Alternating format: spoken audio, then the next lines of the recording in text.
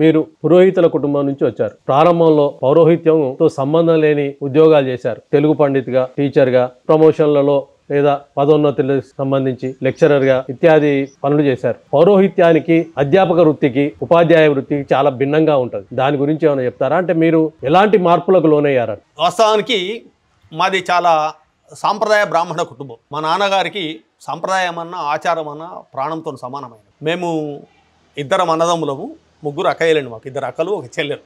నాకు ఊహ తెలిసేటప్పటికే, అంటే నేను 9వ తరగతి 8వ తరగతి అక్కడికి వచ్చేటప్పటికే మా అన్నగారు ఎంఎస్సి బాటనీ, నరసింహశర్మ గారు ఎంఎస్సి బాటనీ ఉస్మానియా యూనివర్సిటీలో చేసేవారు. నేను ఇక్కడ ఊళ్ళో ఉండేవాడిని. మా నాన్నగారికి ఒక అభిప్రాయం ఏంటంటే, ఇద్దరు కొడుకులు ఉన్నారు కాబట్టి ఆయన ఉద్యోగం చేసుకుంటాడు, పౌరోహిత్యం చేయాలి అనేటటువంటి అభిప్రాయం ఆయన. అట్లా అభిప్రాయంతో ఆయన నన్ను చిన్నప్పటి నుంచి, అంటే నేను 6వ తరగతి 7వ తరగతి చదివేటప్పటి నుంచే ఆయన ఎక్కడికైనా పురోహితానికి వెళ్తే ఆ సత్యనావ్రతాలకు తీసుకొని వెళ్ళడం, కేదార్ వ్రతాలు తోలుకొని ఇక్కడ కార్యక్రమం ఉంటే తీసుకొని వెళ్ళడం, వెంట వెళ్ళేవాడిని. చిన్నపిల్లలం కాబట్టి రమ్మంటే అదొక ఆసక్తి, అదొక ఇది. దాంతో పాటు ఏంటంటే అక్కడికి వెళ్ళిన తర్వాత తీర్థ పైసలు అవో ఇవో 2 పైసలు 3 పైసలు వాళ్ళు ఇచ్చేది, వాటి మీద ఆశతో కూడా వెళ్ళేవాడిని.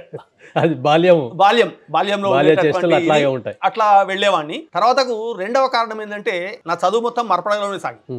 జిల్లా పరిషత్ హై స్కూల్, అప్పుడప్పుడే అప్గ్రేడెడ్ హై స్కూల్. అప్పుడు స్టాఫ్ చక్కగా ఉండేది కాదు. సరే ఊళ్ళోనే చదువుకోవాలనేటటువంటి మా నాన్నకు మనసులో ఏది పురోహితం నేర్చుకోవాలనేది ఉన్నది కాబట్టి పొద్దున్న ఇంత పౌరోహిత్యానికి సంబంధించినటువంటి శ్లోకాలు, మంత్రాలు అవే నేర్పించడం, మధ్యాహ్నం స్కూల్కి పోయి రావడం ఉండడం.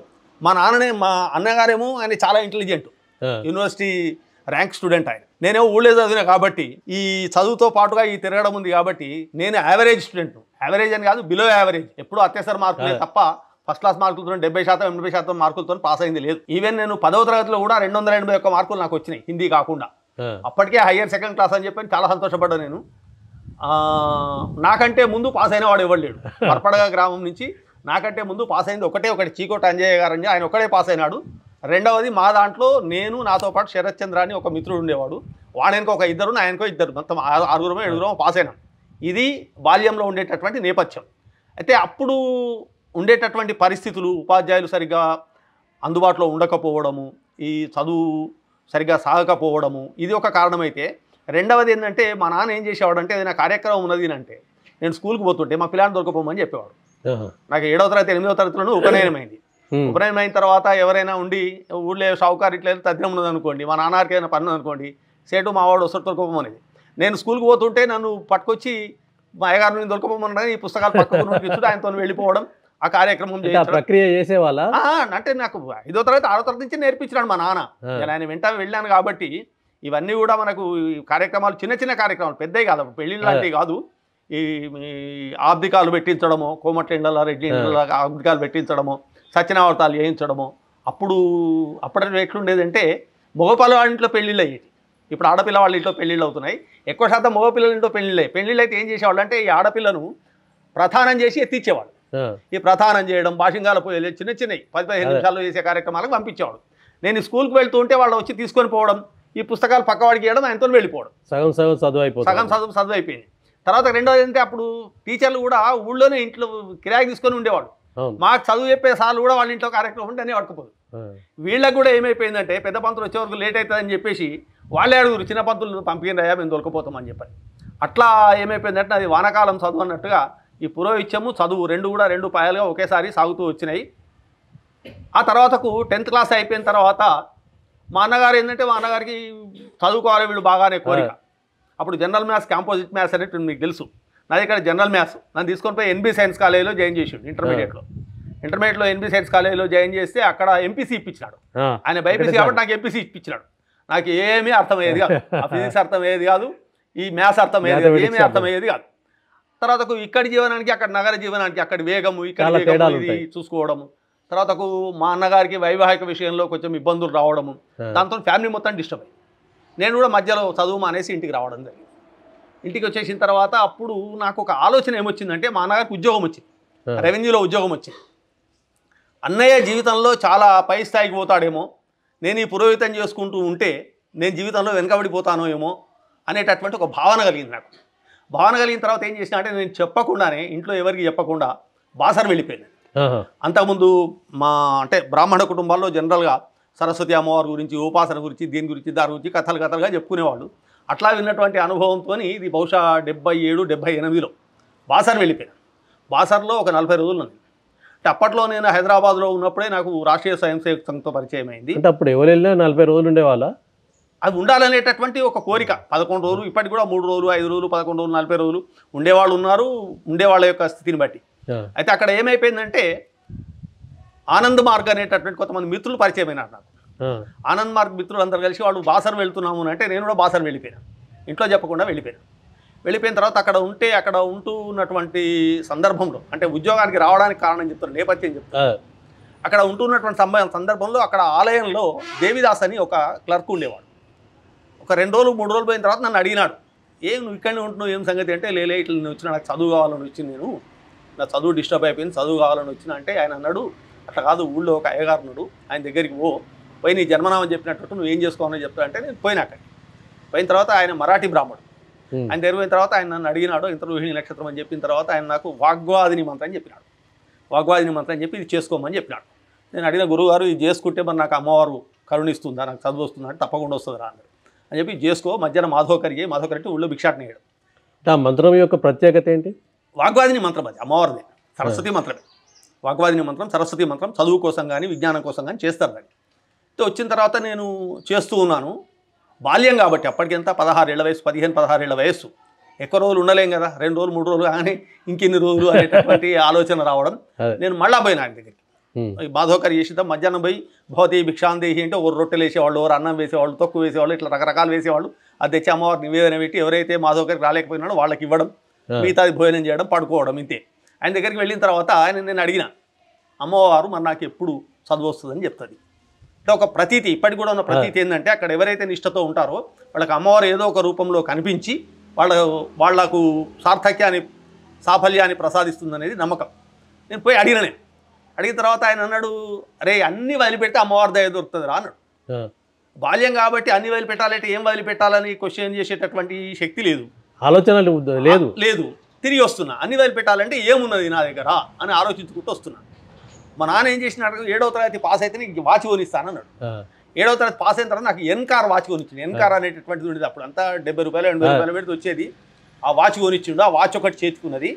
నేను పోగా ఈ రైల్వేకు పోగా రాగా వచ్చినటువంటి ఖర్చులు వంగా 15 రూపాయలు 20 రూపాయలు ఉన్నాయి. పోయేటప్పుడు అక్కడ ఒకటి ఈ హ్యాండ్లూమ్ షాప్ కనపడి దాంట్లోకి పోయి 2 పెద్దాపురం షెల్లాలు దొరికేటి అప్పుడు, తెల్లవి పెద్దాపురం షెల్లాలు 2 కొనుక్కున్నా. 6 రూపాయలు 5.5 పడ్డది, 12-13 రూపాయలు అయింది. 12-13 రూపాయలు 2 షెల్లాలు కొనుక్కొని నది ఒడ్డుకు పోయి, ఇంకా మిగతా చిల్లర పైసలు ఉండే ఎన్ని ఉన్నాయో తెలియదు, చిల్లర పైసలు ఈ పైసలన్నీ నదిలో వారేసిన. ఈ వాచ్ తీసి వాచ్ కూడా నదిలో వారేసిన. తీసుకపోయిన డ్రెస్ ఉన్నదా, ఆ డ్రెస్ షర్ట్తో చుట్టి అక్కడ ఒకటి శివాలయం ఉంటే దాన్ని వెనక పారేసి నదిలో మునిగేసి ఒకటి కప్పుకున్నా. మళ్ళీ పోయినా గురుగారి దగ్గరికి పోయేసి, గురుగారు నేను మొత్తం త్యాగం చేసినాను, ఏమి విడిచిపెట్టినావు రాను. ఆశ్చర్యపోయినాను, అన్ని విడిచిపెడితే ఏమి విడిచిపెట్టినావు రాను అన్నాడు. అంటే నేనన్నా, మీరు అన్ని విడిచిపెట్టుకున్నారు కదా, నా దగ్గర ఏమున్నాయి, అంగిలాగు నది విడిచిపెట్టినా, గడియారం నది విడిచిపెట్టినా, పైసలు ఉన్నాయి పారేసిన, ఇక కట్టుకోవడానికి 2 షెల్లాలు పట్టుకొని వచ్చినా అని చెప్పిన. అని ఆశ్చర్యపోయి ఇంత తపన ఉన్నప్పుడు అమ్మవారి దయానికి తప్పకుండా దొరుకుతుందిరా, కనుక నువ్వేం చేయండి, నీ సమయం వేస్ట్ చేసుకోవు, రోజు అమ్మవారి పూజ చేయి, జపం చేసుకో, వాగ్వాదిని చేయి, 3 లక్షలు చెయ్యి, నువ్వు మధ్యాహ్నం నా దగ్గరికి రా, నేను నీకు జ్యోతిష భాగం కొంత చెప్తా అని చెప్పిన తర్వాత పోయిన తర్వాత అక్కడ ఉన్నాక వేరే పని ఏం లేదు కదా, పొద్దుంతా జపం చేయడమే. ఆయన 3 లక్షలు చెప్పిండు, నేను 30 లక్షల పైన చేసిన జపం. రోజు మధ్యాహ్నం పోయిన తర్వాత నక్షత్ర గణన ఎట్లా, జన్మకుండలి వేయడం ఎట్లా, జన్మలగ్నం ఎట్లా, దశాంతర్దశలు ఎట్లా, ఇవన్నీ చెప్తూ ఉండే. అయితే అప్పటికే నేను జనరల్ మ్యాథ్స్ నుంచి కాంపోజిట్ మ్యాథ్స్కి వచ్చినా కనుక దీన్ని తట్టుకోవడం కోసం కొంత కృషి చేసిన కనుక లెక్కలలో కొద్దిగా నేను చాలా ఫాస్ట్గా చేసేవాడిని లెక్కలు. ఆయన చెప్పే లెక్కలు ఈజీ ఉండేది కాబట్టి అది కొద్దిగా ఆయన చెప్పినన్ని ఫాస్ట్గా గ్రహిస్తూ వచ్చిన ఒక డైరీ ఉండే, ఆ డైరీలో రాసుకుంటూ వచ్చి ఆయన రాసినటువంటి శ్లోకాలన్నీ కూడా నేర్చుకోవడం, పొద్దున పోయి జపం చేయడం. నాకు 25 రోజులు 26 రోజులు అయిపోయిన తర్వాత ఒక తెల్లని తల మొత్తం పండినటువంటి ముత్తైదువ, తెల్ల చీర కట్టుకున్నటువంటి ముత్తైదువ నాకు కలలో కనిపించింది. మబ్బుల 3 గంటలు 3:30 గంటలకు కలలో కనిపించి, నువ్వు కవి అవుతావు పోరా అని చెప్పింది. ఒకటేసారి ఏదో పెరుగన్నంలాంటి తిప్పించి నువ్వు కవి అవుతావు పోరా అని చెప్పింది. చెప్పిన తర్వాత మేల్కైంది. సడన్గా 4:30-5 గంటలకు లేచిన, ఇక్కడ ఎవ్వరు లేరు, ఆ చుట్టూ అరుగులు ఉంటాయి, అరుగు మీద ఎక్కడ పడుకుని లేచి కూర్చున్న తర్వాత ఎప్పుడో 8వ తరగతి 9వ తరగతిలో చదువుకున్న ఛందస్సు తప్ప నాకు సాహిత్యపరమైనటువంటి జ్ఞానము లేదు, పద్యాలు నేను రాసిన వాడిని కాదు. కానీ విచిత్రం ఏంటంటే, సరే అమ్మవారి ప్రేరణ కావచ్చు, లేదా అంతర్గతంగా అంతర్లీనంగా ఉన్నటువంటి ఇది కావచ్చు, బయటకు వచ్చి ఒక 27 పద్యాలు రాసింది. ఇప్పటికే చూసుకుంటే నాకే ఆశ్చర్యం అనిపిస్తుంది. శారద చంద్రికా ధవళ చారు మనోజ్ఞ విలాసమూర్తి ఇంపారెడు చంద్రరేఖ తలపై ధరించిన శుభ్రకీర్తి వందారు జనానురక్తి వరదాయిని పుస్తక పాణివాణి చెల్వారగా అక్షమాల కరమందు రహింప మృదుక్తులిచ్చాడు. ఇది నేను 15వ ఏట రాసినటువంటి పద్యం. అక్కడ ఈ పద్యం ఇట్లాంటి పద్యాలు ఒక 27 రాసిన. మానస మందిరమ్ము గుడు మాదిరి భావన చేసి అందులో నీ నగు మోము నిలిపి తగు సేవల నర్తునమ్మ విజ్ఞానధనంబునిచ్చి కలకాలము నీ పద పద్మభక్తి కలియడి రీతి వరదానము సంగుమ వాగధీశ్వరిని ఇట్లా రాసిన పద్యాలు 27 పద్యాలు మీద అప్పటికి ఏమైనా అవగాహన ఉండేదా? 8th క్లాస్ వరకు అంటే ఛందస్సు ఉన్నది. అయితే శ్రీనివాస్ శర్మ గారని మా బావగారే, ఆయన ఏం చేసినాడంటే 8వ తరగతిలో ఛందస్సు చెప్పిన తర్వాత నాకు ఒక సవాల్ విసిరినాడు ఆయన. నువ్వు ఈ మాటలు మాట్లాడడంగా నీకు చేతన అయితే ఒక పద్యం రాయమని రాసినాడు. 8వ తరగతిలోనే పద్యం రాసిన, అదొకటే పద్యం, మళ్ళీ రాయలే. ఆ తర్వాతకు బాసర్లో ఉన్నప్పుడు రాసినటువంటి పద్యాలే. ఇది అయిన తర్వాత మధ్యాహ్నం మాసోకర అయిపోయిన తర్వాత గురుగారి దగ్గరికి వెళ్ళిన తర్వాత గురుగారికి చెప్పిన, గురుగారు నాకు ఇట్లా ఒక తెల్లటి పండు ముత్తైదుగా కనిపించింది ఇట్లా అని చెప్పింది, నాకు 27 పద్యాలు రాసినాడు ఇట్లా అని చెప్పిన, చదివి వినిపించిన. ఆయన కూడా సంతోషపడ్డాడు. సంతోషపడి మరి ఏమనుకుంటున్నావురా అన్నాడు. ఇట్లా కనపడ్డది అంతే చెప్తున్నా అంటే, మరి పోతావా అన్నాడు. ఎందుకోసం వచ్చినావు అన్నాడు. నేను చదువు కోసం వచ్చినాను, చదువు వస్తుందని అమ్మవారు చెప్పేదాకా ఉండు నువ్వు అన్నాడు. అంతే ఇక ఆయన ఏం చెప్పాలి. మళ్ళీ వచ్చేసిన వచ్చిన తర్వాత మళ్ళీ ఒక వారం 10 రోజులకు సేమ్ అమ్మవారు కనిపించింది. సేమ్ అమ్మవారు కనిపించి మళ్ళీ పెరుగన్నం తినిపించి నువ్వు పొమ్మని చెప్పిన కదా పో అని. ఏమేమి మాట్లాడింది నాకు గుర్తులేదు, కానీ అమ్మవారు ఏం చెప్పిందంటే నీకు జ్యోతిష్యంలో ప్రావీణ్యం వస్తుందిరా పో నువ్వు ఇంటికి పో అని చెప్పింది. నేను మళ్ళీ తెల్లవారు గురుగారి దగ్గరికి పోయి చెప్తాను, నువ్వు ఆల్రెడీ నేర్చుకుంటున్నావు కదరా ఇంకేమున్నది, దాంట్లో కృషి అయ్యి కొంత వస్తుందని చెప్పింది. చెప్పిన తర్వాత సరే అప్పటికి నువ్వు చదువు వచ్చేదాకా ఉంటా అని చెప్పి ఉండు అని చెప్పి చెప్పిన తర్వాత మళ్ళీ వెళ్ళిపోయాను నేను. అప్పుడు ఏంటంటే పొద్దున గంగా నుంచి నీళ్లు తెచ్చి నేనే అభిషేకం చేస్తుంటే స్వయంగా అమ్మవారికి, సరస్వతి మాతకు స్వయంగా అభిషేకం చేసేది నేనే. ఇప్పుడు శరత్చంద్ర పాఠక్ అన్నారు ఆయన ప్రధాన అర్చకుడు ఆయన అప్పుడు పిల్లవాడు నాలాగానే. ఆయనే మేము అందరం కలిసి తీసుకుని పోయి అమ్మవారికి అభిషేకం చేసి వచ్చేవాడు. అట్లా అభిషేకం చేసి వస్తున్న దాదాపు 35-36 రోజులు గడిచినాయి. 35-36 రోజులు గడిచిన తర్వాత మళ్ళీ ఒక రోజు కనిపించింది అమ్మవారు. విచిత్రం ఏంటంటే ఈ 30-35 రోజులలో మొదలుపోయినటువంటి 4-5 రోజులు నాకు తెలియకుండానే గడిచిపోయినాయి. తర్వాతకు వచ్చినటువంటి ఈ 30 రోజుల స్పాన్లో అసలు నవాంశ కుండలు వేయడం వరకు నేర్చుకున్నాను. ఇప్పుడు నాకే ఆశ్చర్యం అనిపిస్తుంది, అసలు ఎట్లా నేర్చుకున్నాను నాకే ఆశ్చర్యం అనిపిస్తుంది. జన్మ కుండలు వేయడం, నవాంశ కుండలు వేయడం, దశలు అంతర్దశలు తీయడం, ఇదంతా నేర్చుకున్నాను ఈ 30 రోజుల్లోనే. గురువు గారు కూడా అందుబాటులో ఉన్నాడు. ఆయనకు కూడా ఎట్లా ఉంటుందంటే గురువుకి ఎట్లా ఉంటుందంటే శిష్యుడు నేర్చుకున్నాక ఎంత స్పీడ్గా నేర్చుకుంటే అంత స్పీడ్గా చెప్పాలనేటటువంటి కోరిక ఉంటుంది. ఆ తర్వాతకు 30-35 రోజులకు మళ్ళీ కనిపించింది అమ్మవారు. కనిపించి నేను పొమ్మని చెప్పిన కదా నువ్వు ఎందుకు పోతులేవు అని అడిగింది. అప్పుడు ఒకటి నాకేం గుర్తున్నదంటే, అమ్మ నేను చదువు కోసం వచ్చిన, నాకు చదువు కావాలి అని అడిగింది. ఒకటి గుర్తున్నది, ఒకటి రెడ్ కలర్ బౌండ్ ఉన్నటువంటి పుస్తకం ఒకటి చేతికి ఇచ్చి, నీకు జీవితంలో ఫెయిల్యూర్ అనేది ఉండదు, నువ్వు ఎంత చదువుకుంటే చదువు వస్తుంది పోరా అని చెప్పేసి ఏమో చెప్పింది, పంపించింది. తెల్లవారు లేవగానే మళ్ళీ గురువుగారి దగ్గరికి పోయినా. గురువుగారి దగ్గరికి పోయింది, ఇట్లా అయిందంటే నీ జన్మ ధన్యం రా, మా అమ్మ చెప్పింది ఏదో అది పాటించు, అది చేసుకోమని చెప్పినాడు. చేసుకోమని చెప్పిన తర్వాత మళ్ళీ వచ్చేసి నా దగ్గర ఏమున్నాయి, నా దగ్గర ఏం లేవు, ఉన్న పైసలన్నీ అలా వారేసిన కదా, వారేసి వచ్చేసిన కాబట్టి ఎట్లా చేయాలి అని ఆలోచిస్తుంటే ఆ రోజు సత్యనారాయణ వచ్చినాయి. 4-5 సత్యనారాయణాలు వచ్చినాయి ఒకటే రోజు. వాళ్ళు ఏం చేసినంటే నువ్వు ఒక సత్యనారాయణ చేయిస్తావా అని అడిగింది. చేయిస్తా అని చెప్పిన. తీర్థ పైసలు నీ వచ్చిన కట్నం మాని వాళ్ళు చెప్పిన ముచ్చట. సరే అట్లయితే అట్లా అని చెప్పేసి ఆ సత్యనారాయణ చేయిస్తే 20 పైసలు 25 పైసలు తీర్థ పైసలు వచ్చినాయి. అంటే ఇప్పుడంటే డబ్బుకు విలువ లేకుండా పోయింది, కానీ ఆ రోజుల్లో చాలా విలువ. అప్పుడు ఎంత 10 పైసలు ఇన్లాడ్ లీటర్ ఉంటుండే. అప్పుడు ఆ ఇన్లాడ్ లీటర్ కొనుక్కొచ్చి మా ఇంటికి ఉత్తరం రాసిన, నేను బాసరలో అమ్మవారి దగ్గర ఉన్నా, నాకు తిరిగి రావడానికి నా దగ్గర డబ్బులు లేవు, ఎవరన్నా వచ్చి తీసుకెళ్ళండి.